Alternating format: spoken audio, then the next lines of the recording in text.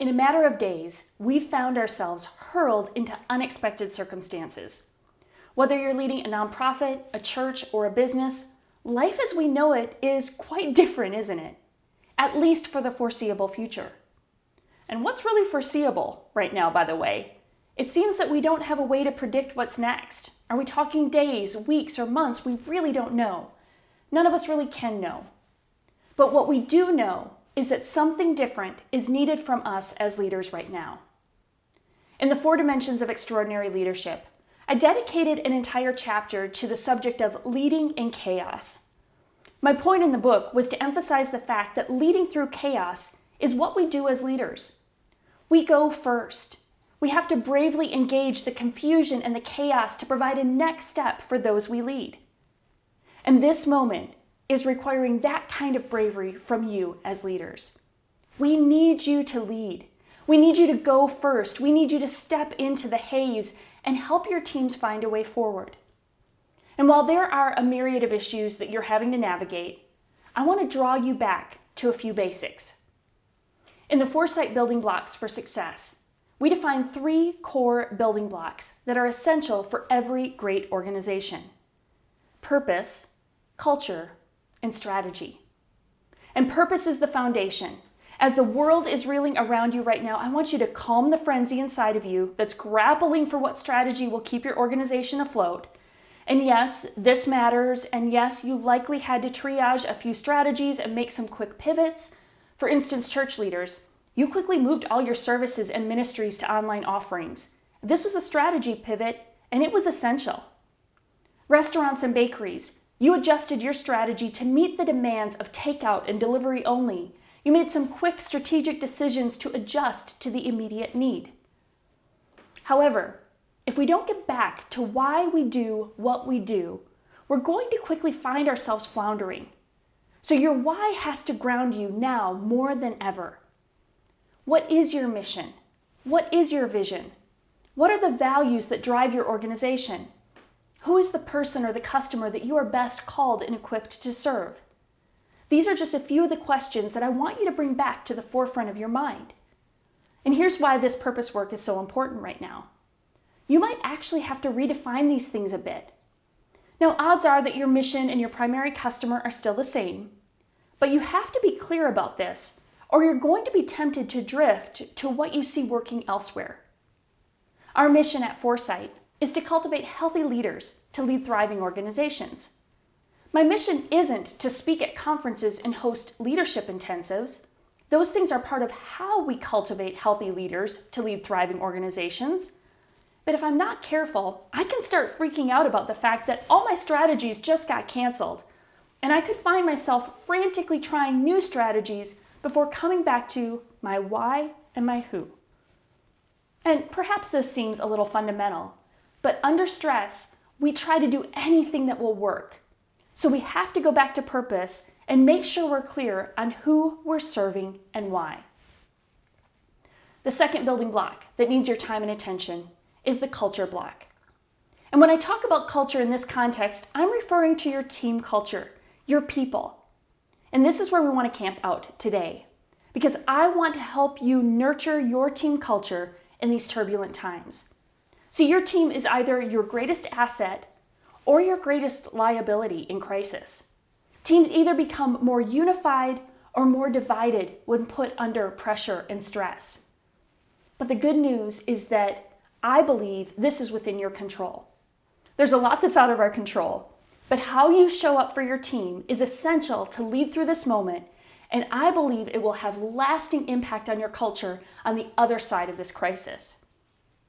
When leading through turbulent times, what I see leaders do over and over is we neglect ourselves and we neglect our team. We tend to focus on the task at hand, and I get it, I've done it. In a situation like our present reality, when nothing is known or certain, we are desperately trying to figure out what'll work, what will sustain us. We're basically in survival mode. And for a short time, that's necessary. But I deeply believe that how you lead your team in this moment will position you for success in the long run. And we need you to lead your teams well. So let me give you 7 things you can do to nurture your team culture in these turbulent times. The first is to call people to purpose. Remember that purpose block? You don't need to revisit just for you. You need to remind your team of what you're doing and why you're doing it. They need to understand how they are connected to the purpose. So you need to re-anchor everything they're doing in the why. Secondly, lead yourself well. Yes, you're having to adapt and triage the immediate, but we need you to lead well for the long season ahead of you. This is kind of a put your own oxygen mask on first before assisting others type of scenario. And leaders, let me be frank. What we're facing is not a 5K. This is a marathon. And we need you to lead well for the long haul. And we don't know how long it'll be until we found a new normal, but we need you to lead you well. You need to know and adhere to the rhythms that will sustain you. You need to honor your limits. You need to rest, read, and rejuvenate. So pay attention to your rhythms and ask yourself questions like, what sustains you? And what's a sustainable pace for you? Third, name reality. Everyone on your team recognizes that things are shifting and changing quickly. They see the news reports of economic impact.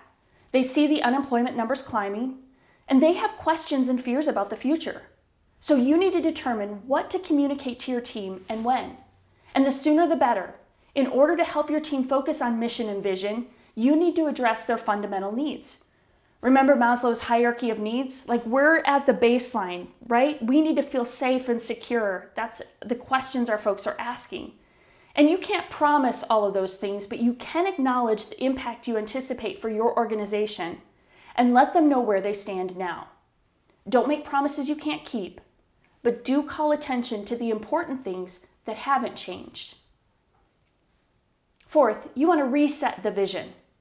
Whatever target you've been aiming at as a team has probably been obliterated. The goals that you thought you would achieve this year probably need to be redefined. And it's time to reset the vision for you and your team. So I recommend take a half day, take a day to think this through, get away and spend some time thinking and praying through this, and then reset your vision for the next year. Consider, what are your new targets? What are your new wins? See, your team can't hit a moving target, and chances are the target looks a little different in the current reality. Number 5, be visible. Spend time with your team. Be present. Oftentimes in crisis, we as leaders get in on the action. We busy ourselves with the additional demands of the ever-changing dynamics around us, and we spend less time with our teams rather than more time with our teams. And I want you to hear this. You need to spend more time with your team right now. They need to see you and hear from you. This is exponentially impacted by our need for social distancing, so you've got to get creative and make sure you're visible. So heighten your awareness and call attention to ways you're grateful and the contributions your team members are making. So communicate your belief in your team. Number 6, reestablish structure. Rhythms and some predictability are really important when so much is unknown. So whatever structure your team had for meetings, keep them. Just do them virtually. Develop best practices for working remotely. Establish and communicate the rules of engagement. Things like when to be available, which tools you'll use for productivity and communication, the expected response times, all of that needs to be clarified. So you need to define it for your team. And then set expectations for how you'll approach the days and the weeks ahead. And number 7, attend to the social and emotional needs of your team. Remember that you're not simply leading professionals, you're leading whole people. So provide space for virtual social interactions. Make some time for fun, maybe an occasional non-working lunch on Google Hangouts, or a specified break to play online trivia together, or a Slack channel for the best coronavirus memes. Your team will take cues from you on processing and discharging the underlying stress of the season. So model balance and ask them how they're doing and how you can support them. And while you're not responsible for shouldering their social and emotional health, communicating that you care about them holistically will yield a deepened trust upon which to continue building.